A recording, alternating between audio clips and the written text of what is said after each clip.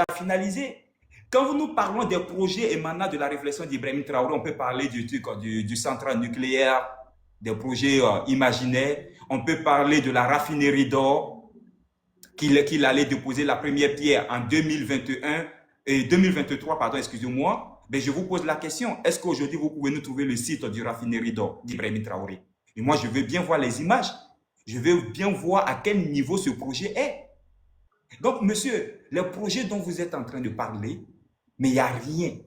C'est du contenu vide. Et c'est pour cette raison, vous parlez de l'or aussi. Et vous parlez de l'or comme si... Bon, ben l'or, c'est la première richesse au Burkina Faso. Mais vous savez pourquoi le PIB aujourd'hui est en train de monter sur Ibrahim Traoré? Mais c'est parce que le prix d'or a augmenté, monsieur. C'est parce que le prix de l'or a augmenté.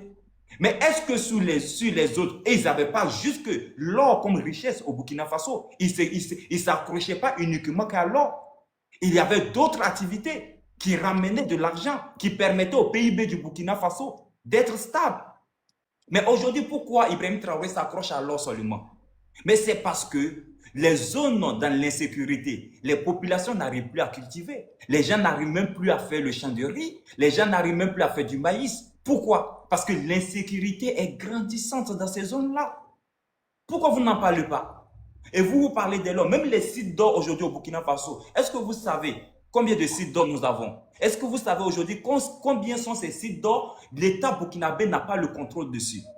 Je peux vous faire sortir des noms. Si mon temps me permet, je crois que j'ai encore 52 secondes. Ben, je vous donne directement, rapidement, les sites. Les sites d'or. Voilà. J'ai ici des sites. Vous allez voir très rapidement, pour terminer, les sites qui ne sont même plus accessibles. Je ne sais pas si ça va me permettre. Hein. Vous allez regarder ça très rapidement. Que vous les aimez, ça, ce sont des sources burkinabées. Vous voyez cette carte-là, c'est la carte du Burkina Faso. Ça, c'est la carte du Burkina Faso. Et ici, vous voyez la légende, les mines fermées en raison de l'insécurité croissante. Donc, regardez. 1, 2, 3, 4, 5, 6, 7. 7 mines. 7 mines. Ne riez pas, regardez. Ok.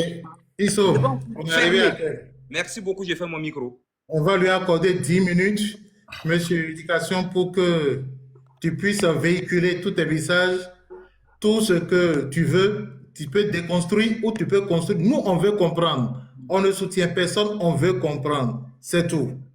Merci beaucoup. Ça me fait rire parce que je vois que vous mélangez toujours torchon et mouchoir ensemble parce qu'on parle de l'économie. Ici, j'ai parlé de PIB. Vous sautez sur l'école, vous sautez sur la santé, vous sautez sur tout. C'est pourquoi on dit qu'il faut toujours rester focus. D'accord? Ici, ce qui fait le poumon d'un pays en économie, c'est le PIB. Et c'est pourquoi je n'ai pas énuméré des projets, parce que nous ne sommes pas dans le domaine de l'éducation, ni de la santé. Peut-être ça peut arriver après. Tu peux rentrer. On parle des réalisations. Tu peux rentrer. Vous m'avez invité pour un débat précis. D'accord? Donc, lorsqu'on parle de l'économie, on ne peut pas quitter l'économie pour tomber sur l'éducation, quitter l'éducation pour tomber au niveau de la santé. Il faut qu'on évolue. Ils sont d'accord? De façon méthodique. On évolue de façon méthodique. C'est pourquoi je vais dire, en venant, il dit, est-ce que vous êtes capable de faire un débat méthodique? Je ne veux pas sauter de code à l'âne. Vous êtes d'accord? Tout ce que vous avez cité, monsieur, vous avez cité, vous êtes parti de l'éducation pour tomber dans la santé et consort. Vous savez, vous êtes burkinabé. Vous maîtrisez mieux votre territoire que moi. Je vous le concède. Parce que c'est votre pays. D'accord? Même les villages que vous allez citer, vous les maîtrisez que moi. D'accord? Je vous les concède. Mais aujourd'hui, vous avez dit que toutes les réalisations faites aujourd'hui par IB, ce sont des projets existentiels. Dites-moi, est-ce qu'il y a une gouvernance qui n'est pas complémentaire? Mais lorsque le régime change et que ces projets sont réalisés sous ce président, mais quelque chose, on lui attribue ça. C'est ça la politique. C'est pourquoi on dit que vous sautez de col à l'âne. Restons focus sur les concepts et on évolue. Donc aujourd'hui, si vous me dites que ce sont des projets de Kaboré, que ces projets ont été déjà financés par Kaboré, et Kaboré n'est plus là aujourd'hui, ces projets-là sont réalisés quand? Est-ce que c'est la date de signature de ces projets qui sera aujourd'hui mentionnée ou bien la date de réalisation? C'est pas sérieux. Faisons le débat de façon méthodique, s'il vous plaît. Moi, je parle de PIB et on reste focus sur le PIB. Maintenant, sur les projets. J'ai encore mes 10 minutes ou pas? Parle-nous de toi, de ta connaissance, de la manière dont tu me parles, c'est ça qu'on veut comprendre. Tu ne fais que commenter, vous allez lui donner son temps, s'il vous plaît, vous allez lui remettre son temps. Je veux que tu nous parles des choses et ne pas commenter, c'est dit. Même s'il a menti, il a dit la vérité, démontre-nous par ta connaissance. Fais-nous la différence. Merci beaucoup. Je vais vous dire, parce que je ne vais pas parler sans contextualiser. Je vais prendre, puisque vous sortez de code Alan, je vais prendre le domaine de l'énergie. Vous êtes d'accord? Le domaine de l'énergie avant eBay. Vous êtes d'accord? Moi, je vous donne avant eBay et sous eBay. Pour que les gens se comprennent. Parce que ceux qui sont venus aujourd'hui à voir, en tout cas les enfants qui sont nés peut-être en 2010, ils se focalisent seulement sur les informations de bouche à l'oreille. L'énergie, le taux de l'électrification nationale était à combien? Était à 49,29% en 2015. D'accord? Avec un écart massif de 112,53%. Si je mens, vous pouvez rebondir. Je vous donne la liberté. Alors, sous eBay, la production électrique en 2023 était passée à combien?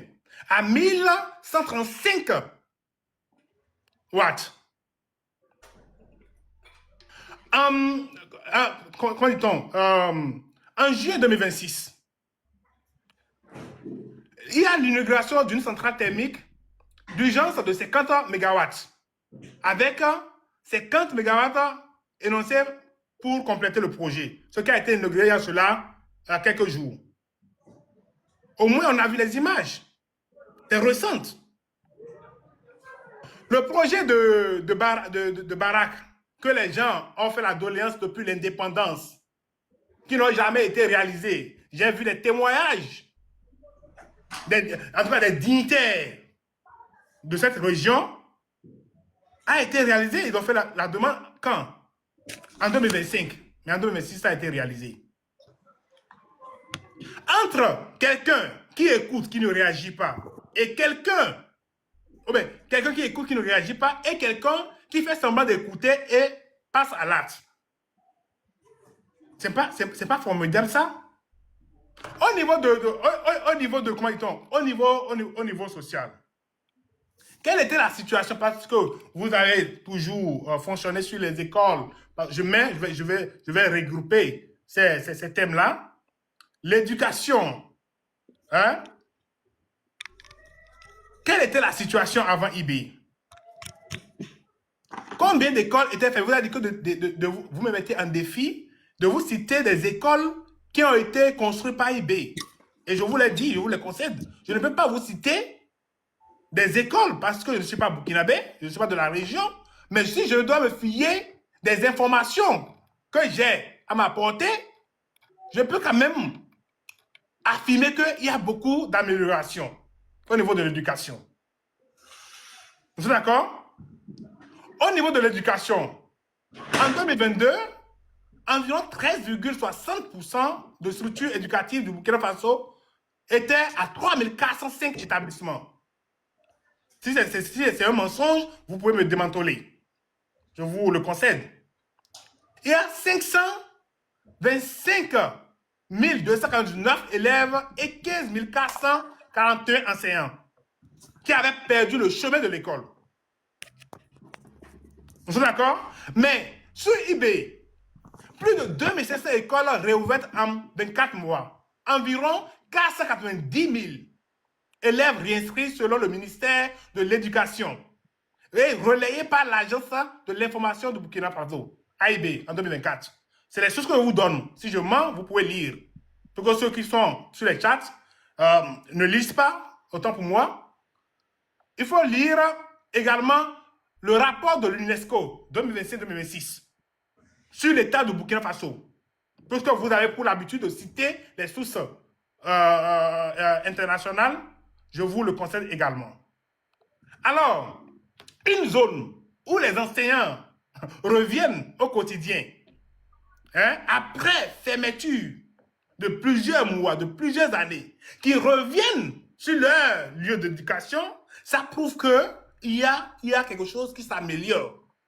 Les élèves qui avaient perdu espoir, les élèves qui n'avaient pas de moyens de retrouver le chemin de l'école, ont retrouvé le chemin de l'école. C'est pas beau ça? Pourquoi jeter de l'opprobre sur quelqu'un qui essaie d'améliorer les conditions de vie de ses concitoyens? Je vais évoluer par rapport à... S'il vous plaît, on va te redonner le temps. Le nombre d'écoles fermées au temps de Kaboré et le nombre d'écoles fermées au temps de IB, vous pouvez nous faire la différence? Oui, je suis actuellement sur la page officielle. Je vous le lis une fois encore. Le 31 janvier 2022, vous êtes d'accord? Vous pouvez chercher. 13,60% des structures éducatives du Burkina Faso étaient fermées, soit 3405 établissements affectant 525 299.